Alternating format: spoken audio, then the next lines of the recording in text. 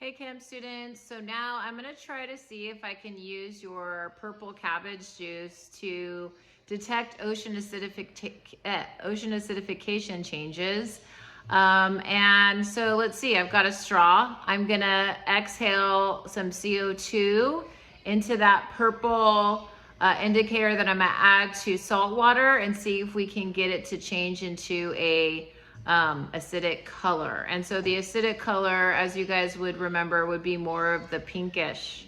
And if you have a base, it's more yellow, but the cabbage juice isn't very sensitive. So if this doesn't work out, then we're just gonna move on to bromothiol blue next.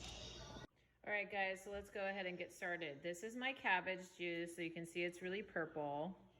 And so purple is just our 7. And if we can get this ocean acidification example going like the California Academy of Science stuff, then we should see it fade from a maybe pinkish sort of a color, okay?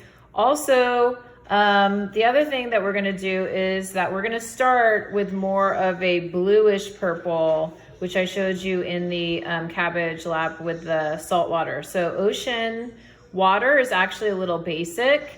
So we should have a little bit of a 7.5, which is a bluish purple when I add that. So in order to make your ocean salt water, if you want to do this at home, you get 1 tablespoon of salt water and you put it into 2 cups of water. And then you mix it up and you got salt water. So I'm going to pour that into the cabbage juice.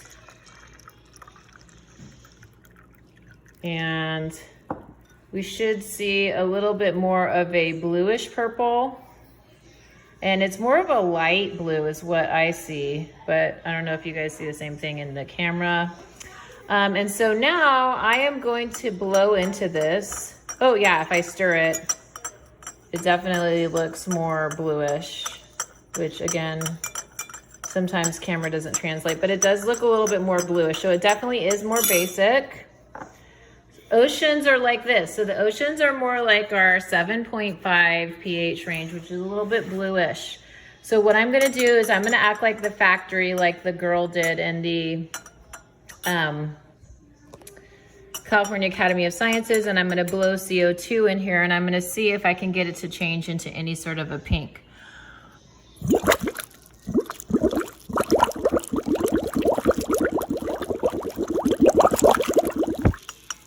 Anything yet? It's probably gonna take a while.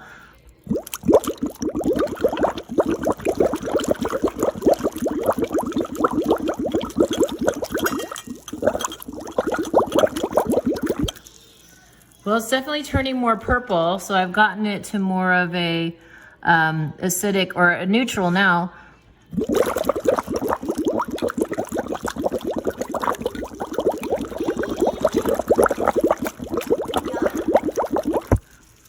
And it is actually looking a little bit more reddish.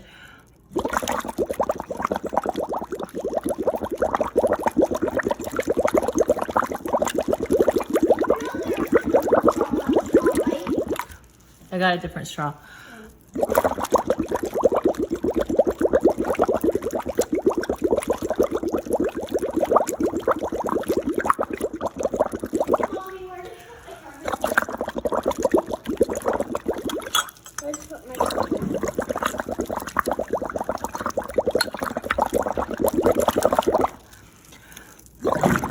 It's getting a lot more reddish. I don't know if you guys can see this.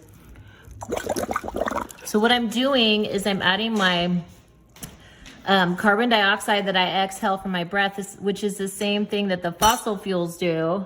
And that carbon dioxide is mixing with the water and making carbonic acid. And so this is what happens to our oceans, and then it makes ocean acidification, which we're seeing in the color change as it goes to more of a pink purple, and then that causes coral reefs to die. So let me keep going here.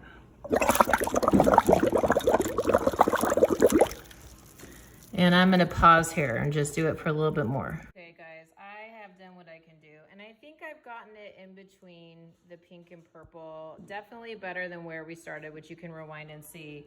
But you can see how the carbon dioxide definitely mixes with the water and makes the ocean water, because remember we started with the salt water. It went from being more blue, purple, which is basic because the oceans are slightly basic, adding that carbon dioxide in like a factory or a car would, or any sort of like fossil fuel combustion would. And then it turns into more of a purple, which is neutral. And then it goes all the way down a little bit more to a pink purple, which is more of a pH of 5-6 in between. And that is ocean acidification. Now what we're gonna take a look at is, what about shells? So here I have a shell from the ocean, and I just want you to be aware that these shells are actually just chalk. So here's a piece of chalk, and I have cut that chalk up so that it would react a little bit. So what if we have your seashells or your coral reefs or any of that stuff, which has a lot of calcium carbonate, which is pretty much chalk in our shells out there. And what happens to this in a acidic environment? So I'll get some vinegar and pop it on there, just a weak acid. See what we see.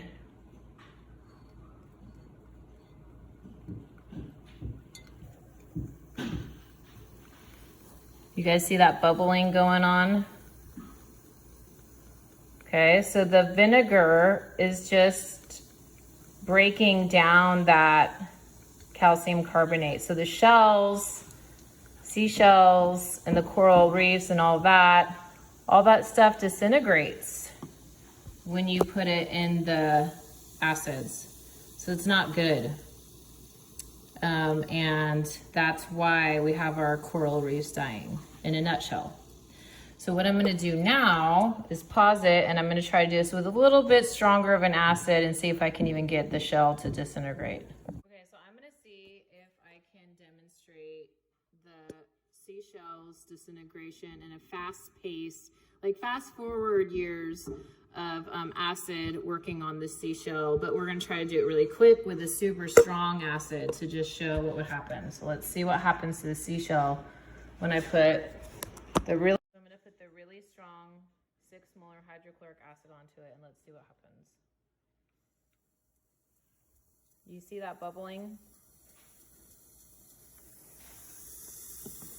Okay, that is what's happening to our oceans and our seashells and our coral reefs. The acid from the ocean acidification from our pink acidic oceans is causing what is typically, we have basic oceans, salt water is basic, and we add too much of our carbon dioxide gas and it makes the water carbonic acid, and then it ends up just killing all of our seashells and our coral reefs that are made from calcium carbonate. And so you see that going on with the bubbling, and that's not good. So, okay, chem students, so that's it. That is my example of ocean acidification for you. You can try to do some of this at home because you do have the cabbage juice, and you can try to blow into it to turn it from a salt water, add that to salt water and change it from a blue to a pink. And then if you want, you can also get some vinegar and like chalk and just see this deterioration of the calcium carbonate with the acid. So that's it for today. Hope you guys have a wonderful day and be safe in the lab. If you have slipperiness, wash your hands, and if it's burning, wash your hands. Bye.